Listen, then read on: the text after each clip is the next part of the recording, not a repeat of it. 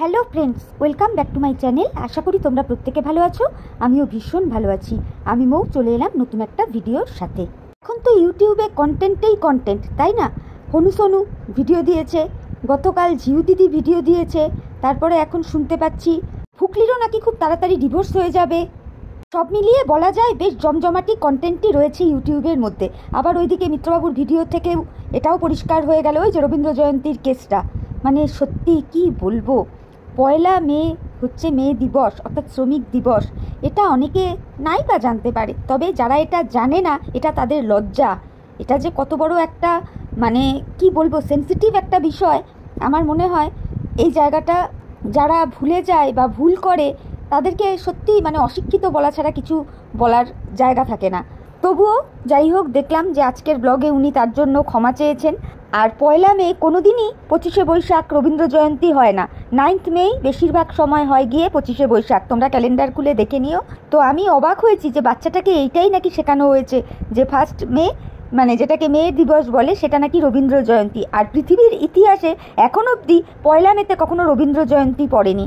সত্যি এইগুলো ওনাদের লজ্জা লজ্জা, সত্যি বলতে বাধ্য হচ্ছি কথাটা। এইখান থেকেই বোঝা যায় যে শিক্ষা মানুষের কতখানি প্রয়োজন। এরা নাকি আবার নিজেদেরকে বড় বড় ব্লগার ইনফ্লুয়েন্সার বলে, সত্যি অবাক লাগে। ওইদিকে চারিদিক থেকে তো খবর পাচ্ছি, প্লাস সুতপাদি তো বলেই ছিল, প্লাস আরও সবাই বলছিল, মানে চারিদিক থেকে খবর আসছিল যে ডিভোর্স একদম দোরগোড়ায়। এবং ফুকলিরও ইমার্জেন্সি কাজে বসিরহাট কোর্টে যাওয়ার কথা ছিল। ফুকলি তার মায়ের সাথে বসিরহাট কোর্টে গিয়েও ছিল, কিন্তু সে বলল যে তার কাজ মেটেনি, তাকে পুনরায় আবার যেতে হবে। তাহলে এই ক্ষেত্রে বোঝা যাচ্ছে যে ডিভোর্সের ব্যাপারটা নিয়ে তৎপরতা চলছে। চারিপাশ থেকে এইরকমটাই শোনা যাচ্ছে যে ডিভোর্স ভীষণ তাড়াতাড়ি হয়ে যাবে। তবে বন্ধুরা, এইখানে না একটা কোশ্চেন আমার মাথার মধ্যে ঘুরছে। মিত্রবাবু তো এইরকমই একটা শর্ত রেখেছিলেন, তাই না, যে গয়না ফেরত হলে পরে তবেই উনি নাকি ডিভোর্স দেবেন। তাহলে এই ব্যাপারটা কি টোটালি অমিট হয়ে গেছে? মানে গয়না ফয়নার ব্যাপার আর কিছু নেই? কি জানি বাবা, মনে হলো তাই বললাম। তবে রুনাদি কিন্তু একটা দামি কথা বলেছে বন্ধুরা, যাই বলো তাই বলো, ডিভোর্সটা হয়ে গেলে পরে কিন্তু আমরা দুটো কাপেল দেখতে পাবো। মানে ওইদিকে মিত্রবাবুর সাথেও একজনকে দেখতে পাবো, এইদিকে ফুকলির সাথেও একজনকে দেখতে পাবো। ও সেই লেভেলের ভিউজ হবে। এই কথাটা মানে রুনাদি যা বলেছে না, আমার পুরো মন ছুঁয়ে গেছে। পুরো চুমু রুনাদি, পুরো চুমু। দারুণ বলেছে একদম কথাটা, একদম পারফেক্ট কথা। দারুণ বলেছে কথাটা রুনাদি। বিয়ে হয়ে গেলে মানে ডিভোর্সের পর বিয়ে হয়ে গেলে দুটো কাপলের দুটো ব্লগিং দেখতে পাবো, মানে সেই ব্যাপার একদম আলাদাই লেভেল। আচ্ছা, এটা গেল একরকম ব্যাপার। এইদিকে গীতাদি বেশ ঝাড়ন দিয়ে আচ্ছা করে তেলপাট করেছে মিত্রবাবুকে। সেই দেখে ঢেপি দিদি গো ঢেপি দিদি। আর ধরিত্রী দিদি বলছে যে টুনি দিদার নাকি কোন অ্যাপসে আইডি ফাইডি আছে এবং সেখান থেকে নাকি টুনি দিদা এবং তার মেয়ে দুজনেই ভিডিও করতো, মানে শুনতে পাচ্ছি আর কি। এমনও তো শুনলাম ধরিত্রীদির মুখ থেকে যে মাম্মাম ঝুলিয়ে নাকি ভিডিও করা হতো ওখান থেকে। এদিকে আমাদের ঢেপি দিদিও কিন্তু সব খবর পায়, কারণ ঢেপি দিদির সাথে গীতাদির কিন্তু খুব ভালো একটা সম্পর্ক ছিল। মনে পড়ে বন্ধুরা, গীতাদি একদিন তার ভিডিওতে বলেছিল যে গীতাদি ঢেপি দিদির ছেলেকে তার বর পাঠিয়েছে, সেই রাত্রিবেলা গীতাদিকে ফোন করেছিল ঢেপি দিদির ছেলে, মনে পড়ে? তাহলে হঠাৎ করে কি এমন হলো যে ঢেপি দিদি গীতাদির বিরুদ্ধে মুখ খুলবো করছে? মানে বুঝতে পারছি না, টোটালি কনফিউজড, ভীষণভাবে কনফিউজড। রুনাদির ভিডিও থেকে জানতে পারলাম, যদিও রুনাদিও বলছে যে সেও শুনেছে যে গীতাদির এইরকম নাকি কোন একটা আইডি আছে যেখানে সে ভিডিও করে এবং সেখান থেকেও সে টাকা পয়সা রোজগার করে। তো নিশ্চয়ই সেইগুলোও সব সামনে আসবে। এতদিন কিন্তু এই ধরনের কথাগুলো সামনে আসেনি। আজ যখন গীতাদি মুখ খুলেছে মিত্রবাবুর ব্যাপারে, এখন তো আসবেই। আর তোমরা খুব ভালো করেই জানো বন্ধুরা, মিত্রবাবুকে কিছু বললে মিত্রবাবুর একেবারে ওয়ান অ্যান্ড অনলি ঢেপি দিদি, বাপ রে বাপ, উনি তো একেবারে হামলে পড়ে যান। আর আমি তো দেখতেও পাই উনি কি হারে সকলের পিছনে অঙ্গুলি করে বেড়ান বিনা কারণে। উনি মনে করেন ওনার কথায় বিরাট লজিক আছে, বিরাট যুক্তি আছে, ঢপের ঢাক থাকে, কিছুই থাকে না। মানে কি বলবো আর, কিন্তু ওনাকে বলতে হবে। আজকে তো আমি ধরিত্রীদির ভিডিওটা দেখেও অবাক হয়ে গেছি। ধরিত্রীদি যে শুধুমাত্র গীতাদিকে বলেছে তা কিন্তু নয়, আমাদের সীমাদিকেও আচ্ছা করে ছেড়েছে। ব্যাক কাঁধে সীমাদি নাকি চলে যেত, ওখান থেকে ভিউজ ইনকাম করেছে। যাই হোক, মুদ্রা কথা হলো, যখনই দেখলাম যে গীতাদি আমাদের মিত্রবাবুর ব্যাপারে মুখ খুলেছেন, তখনই আমাদের ঢেপি দিদি আর ধরিত্রী দিদি গীতাদিকে ঝাড়তে পুরো দমে বসে পড়েছে। আর সাথে তো সীমাদি রয়েইছে, সীমাদি ব্যাক কাঁধে নিয়ে যায়, প্রচুর ভিউজ ইনকাম করে নিয়েছে, এই করেছে ওই করেছে, নানান রকমের কথা। কত যতদূর আমি জানি সীমাদির সাথে ধরিত্রীর কিন্তু খুব ভালো একটা বন্ডিং, খুব ভালো একটা সম্পর্ক, মা মেয়ের সম্পর্কের মতো। সেই জায়গায় এইরকম ধরনের কথাবার্তা সীমাদির সম্পর্কে বলছে ধরিত্রীদি, একটু কেমনই যেন লাগছে। মানে কেসটা একটু জন্ডিসই মনে হচ্ছে। রুনাদি যেমন বললো, রুনাদির কথাটাই কোট আনকোট করে আমিও বললাম, সত্যিই তাই, কিরম যেন কেসটা জন্ডিসই মনে হচ্ছে। কারণ এরকমটাই তো শুনে এসেছিলাম যে ধরিত্রীদির সাথে সীমাদির কোনো দিনও সম্পর্ক নাকি নষ্ট হবে না, খারাপ হবে না, ভাঙবে না, তাই না? সেই জায়গায় এইরকম কথা শুনছি তো, সেই জন্যেই বললাম আর কি। যাই হোক, এই তো গেল এই পাশকার কথা। এইবার চলে আসি হনু সোনুর ভিডিওটাতে, যেখানে দেখলাম হনু সোনু দাদা প্রথমেই তার ভিডিওতে ভীষণভাবে দুঃখ প্রকাশ করলো ওই দাদার উদ্দেশ্যে, যেই দাদার কথা ওই ঝিউ দিদি আর কি বলেছিল, যে রিসেন্টলি পরলোক গমন করেছেন। তো দেখলাম যে হনু সোনু দাদাও ওনার ভীষণ প্রশংসা করলেন এবং যথেষ্ট মানে কি বলবো, ওনার প্রতি শ্রদ্ধা জ্ঞাপন করলেন। হ্যাঁ, দেখে ভালো লাগলো। আরও বেশি খারাপ লাগলো যখন এটা জানতে পারলাম যে ওনার বয়স 38 থেকে 40-এর মধ্যে। সত্যিই ভীষণ খারাপ লাগলো। এটা কোনো তো মৃত্যুর বয়স নয়, কিন্তু ওই যে একটা কথা আছে না, মানে জন্ম মৃত্যু বিয়ে, তিন বিধাতা নিয়ে কখন কার কিভাবে হবে এটা কেউ বলতে পারে না। সত্যিই ভীষণ খারাপ লেগেছে, এটুকু বলতে পারি। ওনার আত্মার আবারও আমি শান্তি কামনা করি। আর আমিও এটা শুনেছি, জানো তো, ভালো মানুষ পৃথিবীতে বেশি দিন টেকে না। যত খারাপ মানুষ দেখবে, মানে মৃত্যু এসেও যেন তাদেরকে ধরা দেয় না। মানে কি বলবো, তারা দিনের পর দিন কষ্ট পায়, কিন্তু তবুও মৃত্যু তাদের ধরা দেয় না। তারা নিজেরাই চায় যে এখন আমরা মরে গেলে হয়তো বেঁচে যাই। নানান রকমের কিছু হয়, বেসুল হয়ে যায়, এই হয়ে যায়, ওই হয়ে যায়, পটি হিসুই সব কিছু বিছানায় করে, তবুও দেখো কত কষ্টের সাথে বেঁচে থাকে। কিন্তু ভালো মানুষ যারা হয় না, তাদের ভগবান চট করে তুলে নেয়। এরকম বহু ঘটনা আমি আমার লাইফে দেখেছি বলে বললাম। সত্যি ভীষণ খারাপ লাগছে। আর যেখানে জানতে পেরেছি এই দাদাও নাকি পুরো ডাউন টু আর্থ ছিল, সেই জায়গায় এত কম বয়সে উনি চলে গেলেন, এটা সত্যি মর্মান্তিক। এগুলোই আমাদেরকে হনু সোনু দাদা বললেন এবং ঝিউ দিদিও কালকে তার ভিডিওতে বলেছিল যে সে এই কারণেই ভীষণ আপসেট। কিন্তু আমাদের হনু সোনু দাদা যেটা বলতে এসেছে সেটা হচ্ছে, আমাদের ঝিউ দিদি যে বলেছে না লিগাল খেলা হচ্ছে, কালকের ভিডিওতেই বলেছে লিগাল খেলা হচ্ছে, লিগালি এই করেছে, লিগালি সেই করেছে, তো স্বাভাবিক। এই জন্যই হনু সোনু দাদা আবার চলে এসছে। হনু সোনু দাদা কিন্তু এতদিন ভিডিও দিচ্ছিল না, যেই ঝিউ দিদি ভিডিওটা দিল অমনি হনু সোনু দাদাও কিন্তু চলে এসছে। আর হনু সোনু দাদা তো পরিষ্কার বলেই দিল যে আমি কাউকে ছেড়ে দেওয়ার পাত্র নয়, বলেই তো দিল পরিষ্কার একদম। এমন ডায়লগটাও আমাদের হনু সোনু দাদা শুনিয়ে দিল যে পুষ্পা সিনেমায় পুষ্পা কি বলেছিল, ঝুঁকেগা নেই সালা, আর হনু সোনু দাদা কি বলছে, ছোড়েগা নেই সালা। তাহলে হনু সোনু দাদা যে ছাড়বে না সেটা তো পরিষ্কার বোঝা যাচ্ছে। এখান থেকে এটাই বোঝা যায় যে হনু সোনু দাদা সব কিছু একাট্টা করে রাখছে, টাইম টু টাইম সব কিছুটাই পাবলিক করবে, সব কিছুটাই ছাড়বে। এই সব বন্ধুদের বলবো হনু সোনু দাদার চ্যানেলের দিকে কিন্তু নজর রেখো। তবে বন্ধুরা যাই বলো তাই বলো, একটা জিনিস পরিষ্কার হয়ে গেছে, আমাদের ঝিউ দিদি যখনই বড় বড় ডায়লগবাজি মেরে ভিডিও নামাবে বা বড় বড় ডায়লগবাজি মারতে আসবে, তখনই কিন্তু আমাদের হনু সোনু দাদা চলে আসবে ঝিউ দিদিকে একেবারে ডাউন করে দিতে। এর মধ্যে কোনো সন্দেহ নেই। হাস্যকর না, ইন্টারেস্টিং ব্যাপার না? তোমরা মজা নিচ্ছ তো? মজা নেবে কিন্তু, ফুলটুস মজা নিয়ে যাবে, দেখবে আর মজা নেবে, দেখবে আর মজা নেবে। ঝিউ দিদি কি যেন বড় একটা ডায়লগ মেরেছিল, সে নাকি বেঙ্গলি টিচার হবে, যার প্রোনাউন্সিয়েশনই ঠিক নেই, যার কথায় এখনো হিন্দির টান। সে নাকি সেন্ট জেভিয়ার স্কুলের স্টুডেন্টকে বাংলা পড়াবে। হাস্যকর না? এই ঝিউ দিদি কি বলেছে, তার নাকি বিস্তার খরচ, সেই খরচ নাকি সে নিজেরটা নিজেই জোগাড় করে নেয় সারা জীবন ধরে।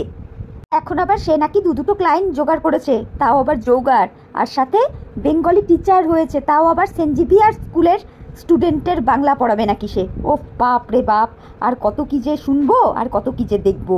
শুধু বড় বড় বক্তালি কথা, শুধু বড় বড় ভাটের লেকচারবাজি কথাবার্তা। ভাটের কথা যদি শুনতে চাও তাহলে ঝিউ দিদির ভিডিও দেখতেই হবে। মানে ঝিউ দিদির মতো ভাটের কথা, বড় বড় বক্তালি মারা কথাবার্তা আর কেউ বলতে পারে না বন্ধুরা, এটা আমি হলফ করে বলতে পারি। সত্যি কিচ্ছু বলার নেই। জাস্ট কি বলবো বলো তো বন্ধুরা, যে কিনা নিজে বাংলা উচ্চারণটা ঠিকভাবে করতে পারে না, যার কথা এখনো হিন্দির টান রয়েছে, সে বলে কিনা সে টিউশন পড়াবে কোথাকার স্টুডেন্টকে, সেন্ট জেভিয়ার স্কুলের স্টুডেন্টকে সে বাংলা পড়াবে। ফাজলামো মারার জায়গা পায় না। মানে কি বলবো, ঝিউ দিদিকে বলতে চাই, তুই নিজে আগে বাংলা শেখ, তুই নিজে ক ক্লাস পড়েছিস সেটা আগে দেখ। আজকে তো হনু সোনুর ভিডিও থেকে তো জানতেই পারলাম যে তোকে 2 কলম বাংলায় একটা চিঠি লিখতে দিয়েছিল, সেই তো ছ্যাচ্ছার করে হেগে ছেড়িয়েছিস, পারিসনি লিখতে। তুই আবার সেন্ট জেভিয়ার স্কুলের স্টুডেন্টকে বাংলা পড়াবি? মানে বক্তালি ভাওতাবাজি কথাবার্তা বলার জায়গা পাস না, তাই না? আর ওই যে 2-3টা জোগাড় ক্লায়েন্ট জোগাড় করেছিস, তাদেরকে যে তুই কীভাবে কী সার্ভিস দিস জোগাড় পাশাপাশি, সে আমরা সবাই বুঝি। ওই দিয়েই তোর ওই ড্রাই ফ্রুট, তারপর হ্যান ত্যান জুস সব কিছুরই জোগান হয়ে যায়। বুঝতে পেরেছিস তো? আমরা সবাই বুঝি, আমাদের সাথে সাথে ভিউয়ার্সরাও বোঝে। মিথ্যা কথা বলার জোম একটা, লজ্জাও করে না। ছি, তোর জন্য হনু সোনু দাদাই একেবারে পারফেক্ট। বুঝতে পেরেছিস? তোর মানে মুত্তর জবাব একদম হনুসনু দাদাই সঠিকভাবে দিতে পারবে। কেন বলতো? সে তোর আসলিয়াতটা দেখেছে। এত বছর ধরে হনুসনু দাদার সাথে তুই ছিলিস, তো ওই তো তোকে কাছ থেকে সব থেকে বেশি দেখেছে, তাই না? তাহলে ওই তো তোর ওষুধটা বেশি ভালো দিতে পারবে। সেন্ট জেভিয়ার স্কুলের বাংলা পড়াবে, মানে যত রাজ্যের ফালতু ভাটের কথা বকতে আসে এখানে। আর শোন, তুই তোর ভিডিওতে না ন্যাকামোটা একটু কম মারবি। তোকে দেখলে বোঝাই যায় যে তুই পরিষ্কার বুড়ি হয়ে গেছিস। বুঝতে পেরেছিস তো? অত নিজেকে না কচি সাজিয়ে নেকু নেকু করে কথা বলবি না। আহারে, উনি জোগাড় ক্লায়েন্ট পেয়েছেন, উনি সেন্ট জেভিয়ার স্কুলের বাচ্চাদের বাংলা পড়াবেন। রাজ্যের মিথ্যে কথা, পাপ ফালতু যত সব। ওদের মতো মানুষকে না ইউটিউবে পাত্তা দেওয়াই উচিত না। ভিউয়ার্সদের আমি রিকোয়েস্ট করব, এই সমস্ত জানোয়ারকে 1 ইঞ্চি জায়গা দিয়েও পাত্তা দেবেন না আপনারা। গীতাদির আজকে একটা ভিডিওতে দেখছিলাম, গীতাদি বলছিল যে এইসব মানুষকে কেন পাত্তা দাও। একদম ঠিক কথা, এইসব মানুষকে না চুলচেরা পাত্তা দেওয়া উচিত না। এরা এতটাই হাড়হারামি, এতটাই বদমাশ, এতটাই নচল্লা পূর্ণ মানুষ আর কি বলবো। এদেরকে না আমরাই পাত্তা দিয়ে দিয়ে একেবারে মাথায় তুলে দিচ্ছি। এরা নিজেদেরকে এমনভাবে প্রিটেন্ড করে যেন এরা একেবারে কি একটা মুইকি হনু কেউ কেটা মানুষ, কিচ্ছু নয়, ফালতু বোগাস। যাই হোক, ওইদিকে আবার দেখতে পাচ্ছি সীমাদি এখনও তার ভাইকে প্রোটেক্ট করার চেষ্টা করছে, কিন্তু তার ভিউয়ার্সরা বলছে তোমার ভাই তোমার সাথে যেই ধরনের বেইমানি করলো বা যেই রকম অকৃতজ্ঞতা প্রকাশ করলো তাকে আর সাপোর্ট করো না। এটা তো স্বাভাবিক কথা। সীমাদি যদি এর পরেও ওকে সাপোর্ট করে তাহলে সত্যি আর কিছু বলার নেই, সিরিয়াসলি। আরও একটা কথা এই ক্ষেত্রে বলতেই হয়, সেটা হলো মাসিমা এবং মেসোমশাই, তারা তাদের ছেলেকে এতটাই প্রশ্রয় দিয়েছে যে তাদেরকেও তো কোনো অংশে ভালো মা বাবার আখ্যাটা দেওয়া যাচ্ছে না, তাই না? ভালো মা বাবা কাকে বলে? যারা ছেলে মেয়ের অন্যায় দেখলে তাকে শাসন করবে। কিন্তু এই ক্ষেত্রে মাসিমা মেসোমশাইকে সর্বক্ষণ দেখা যায় ছেলের হ্যাতে হ্যাঁ মেলাতে। তাহলে এবং এই জিনিসটা কিন্তু তারা তাদের নাতির ক্ষেত্রেও এই একই জিনিস করবে। তোমরা বন্ধুরা মিলিয়ে নিও, করবে। ছেলে মেয়ে তো সকলেই মানুষ করছে, কিন্তু এই ক্ষেত্রে মাসিমা মেসোমশাইকে দেখতে পাই ছেলে যাই বলে তাতেই হ্যাতে হ্যাঁ দেন। আর এখন তুমি যতই ঢাকো সকলেই বুঝে গেছে যে কতটা সে বেইমান, কতটা অকৃতজ্ঞ। ভিউয়ার্স থেকে শুরু করে ক্রিয়েটার অবধি সকলেই বুঝে গেছে এই বিষয়টা। ওর আপন দিদি ওর ক্যারেক্টার একদম খুল্লা সকলের সামনে করে দিয়েছে, যেটা আজকের ডেটে এসে প্রমাণিত হচ্ছে যে যারাই ওর জন্য কিছু করে না কেন পরবর্তীতে তাদের পিঠেই হয়ে ছোড়া মারে। এর মধ্যে কোনো ভুল নেই। এ শুধু নিজের স্বার্থে মানুষকে ব্যবহার করতে খুব ভালো জানে। যখন গাড্ডায় পড়ে তখন চায় মানুষ যাতে তাকে সাহায্য করে, তাকে গাড্ডা থেকে তোলে। যেই গাড্ডা থেকে উঠে পড়ে অমনি তখন মুখ মুছে ফেলে। এই তো এর ক্যারেক্টার, অকৃতজ্ঞ বেইমান একটা। আর এই বিষয়টা সীমাদির ক্ষেত্রেও পরিষ্কারভাবে প্রমাণিত হয়ে গেল। যেই সময় সীমাদি ওদের পাশে গিয়ে দাঁড়িয়েছিল, সীমাদি যদি না দাঁড়াতো কোথায় থাকতো এরা তো কোন গভীর অতলে তলিয়ে যেত। হ্যাঁ, সীমাদিকে এইটুকু বলতে চাই, তুমিও তাদের বাড়ি গেছো, তোমারও যথেষ্ট ভিউজ হয়েছে, সব ঠিক আছে। কিন্তু আজকে দেখতে পাচ্ছ তো ভাইয়ের আসলিয়াত একদম কিন্তু ফুটে ফুটে বেরিয়ে আসছে, ফুটে ফুটে বেরিয়ে আসছে।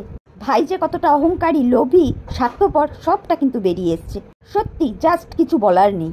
আর এইদিকে ফুকলি সুন্দরীর মা, সে তো নাকি ইউটিউব খুলতেই পারছে না, এত আজে বাজে কমেন্ট আসছে। আচ্ছা, আমার এখানে অমাবস্যা দেবীর কাছে একটা কোশ্চেন আছে। আগে তো আপনার কমেন্ট বক্সে এত বাজে বাজে কমেন্ট আসতো না, এখন কেন আসছে? তাহলে আপনাকেও তো বুঝতে হবে, তাই না? কোথাও কোনো নিশ্চয়ই গলতি রয়েছে, তাই তো? আপনি এবং আপনার মেয়ে যা যা দেখাচ্ছেন আপনাদের ব্লগে, তারপরেও আশা করেন যে পাবলিক আপনাদেরকে সিংহাসনে রেখে মাথার ওপর রেখে পুজো করবে? আপনার কথা ছেড়েই দিলাম, আপনার মেয়ের বিষয়ে যেই ধরনের কথাবার্তা চতুর্দিকে উঠে আসছে, তারপরেও মনে করেন যে পাবলিক আপনাদেরকে ফুলচন্দন দিয়ে পুজো করবে?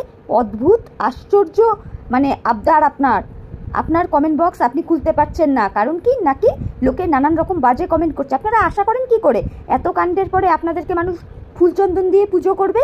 ইউটিউব থেকে পয়সা কামানো, তাও আবার বেলেল্লাপনা করে, নচ্ছারগিরি করে। এবং যেখানে আমরা প্রত্যেকে দেখতে পাচ্ছি আপনাদের পার্সোনাল লাইফ বলে কোনো কিছু নেই, সবটাই পাবলিক। তাহলে মনে করেন কি করে যে পাবলিক আপনাদেরকে ছেড়ে কথা বলবে? এদিকে বাজে কাজকর্ম দেখাবেন, বাজে কাজ করবেন, ভিউজ গেইন করবেন, অথচ পাবলিকের কথা শুনবেন না, সেটা তো হতে পারে না, তাই না?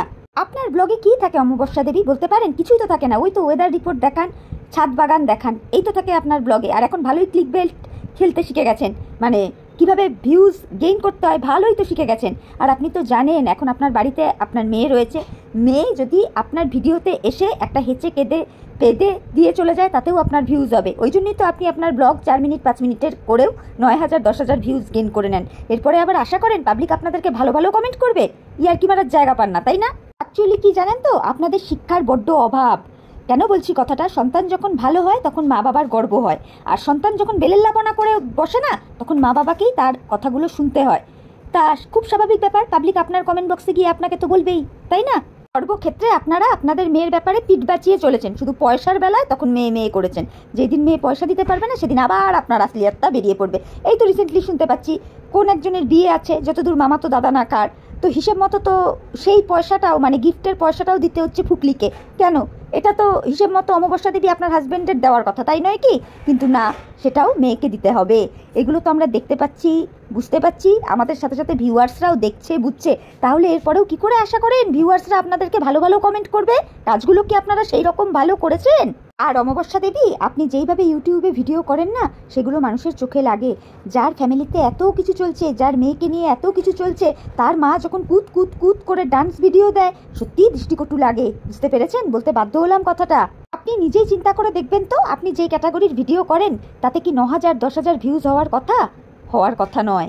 আপনার থেকে ফার বেটার অনেক মানুষ অনেক ভালো ভিডিও করে, এটা মনে রাখবেন।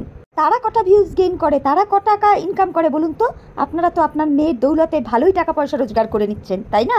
ক্রিয়েটিভিটি আপনার ব্লগে কিচ্ছু নাই। আপনার ব্লগ দেখলে মানুষের ঘুম পায়, পরিষ্কার কথা, ঘুম পায়। বুঝতে পেরেছেন? তো যাই হোক, চলো বন্ধুরা, ভিডিওটা আমি এখানেই রাখছি। ভিডিওটা আর বড় করছি না, ভিডিওটা এমনি একটু বড় হয়ে গেছে।